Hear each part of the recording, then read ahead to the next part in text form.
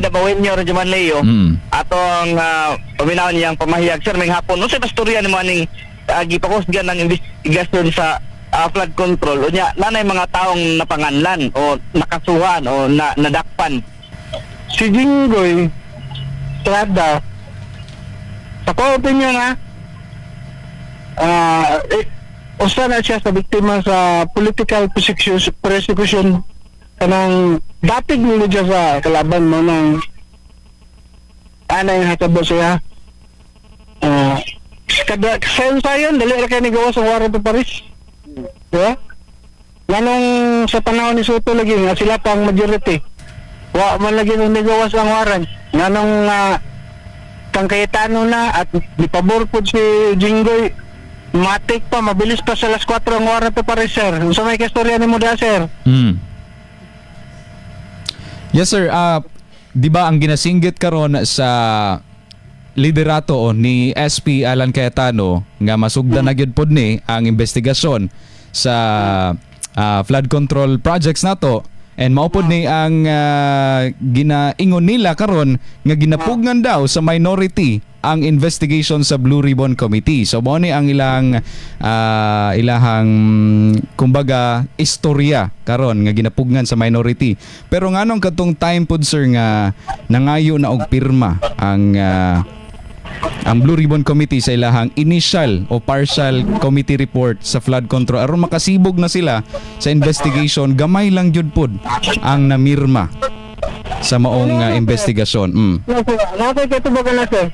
Yes po. Ang ilang initial report, una-una to, selective to nga mga akusado. Klaro kayo na sila gitabunan nga protektahan nga mas napaw pa kang Jinggoy Estrada. Una-una, ang witness ni paminaw nimo sir, kinsa to ilang ginaprotektahan sir? Paminaw lang nimo. Okay. Una sir, kinsa may implementing sa budget sa flood control, sir. Diba, executive? Si mismo na sa baba ni Martin Romualdez, siya nag-ingon nga maghinay-hinay mo. Kay I know the executive branch. Papa niya gimension si BBM. Pero matagda niya ito, ang implementing agency is executive. Tanan nga ghost project wagi sa executive branch. Ang budget. Okay, so ato ang makita karon day sir nga nagbinalasanay ra ni sila. Ang ato makita ani karon sir nagbinalasanay ra ni sila. Kay katong time nga nangita sila ani kay opposition man, so wala sila nagpadayon sa investigation. So karon naman nakabira naman ang opposition na pod, sila na pod ang ginabirahan karon kining side na pod sa mga Duterte. Kay una-una gusto na nila bawiyo ng majority. Pa nakasugod ang team ni Cayetano imbestigahan ng flood control. Kay makasugod na. Pero in the 18 Marines.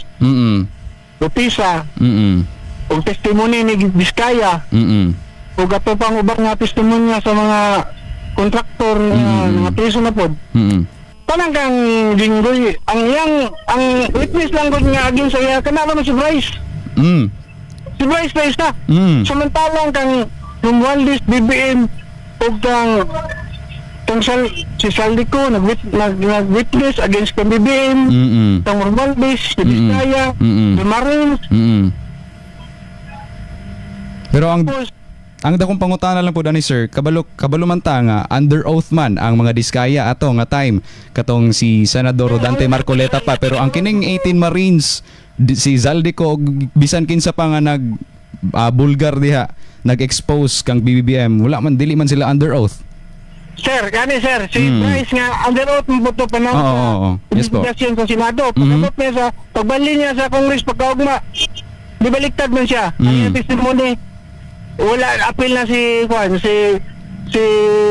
appeal na sa kickback si Jinggoy. Pero sa Senado during the investigation wala niya nag-mention si Jinggoy nga nidawat o kickback. under oath man to siya. Atoan na lang yung panghinautan sir nga karong June 4 kay mao man ning ilahang gisaad nga magsugod mag-abli na pod ang Blue Ribbon Committee manungha na unta to tanan natong kinahanglan no katong 18 Marines unya under oath na pod na sila tanan para mag kuan na gyud mahibala na gyud natong tanan kitang katawang Pilipino unsa gyud ang kamatuoran under the new leadership na pod karon ni Senador Pia Cayetano, di ba sir? Oh. Nga under pod sa leadership ni Alan Peter Cayetano nga klaro kayo nga dili bayad.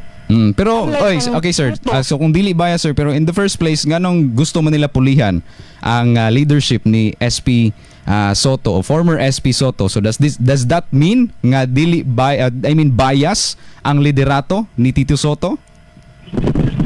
Si Soto sir, aside sa flood control, bias, wala sila plano nga kunas tanang kita mga ordinaryo mga Pilipino kay labot pa ng eleksyon, di na maka-apel og eleksyon. Kay sila na lang magpili og leader. Mo na nangi katong paggibuhat ni Bato, dili to basta-basta. Sa sakripisyo. Heroic kumbaga. Ha? Heroic kumbaga. Kumbaga act of God to. Basta-basta. Isog gayo. Giris niya yung kinabuhi ato. Kung na gunitan siya ato, dala sa dahig eh. Yan na may warrant. Of course. Warrant nga dili valid sa ato bilang Pilipino. Kay ang judge ato foreigner.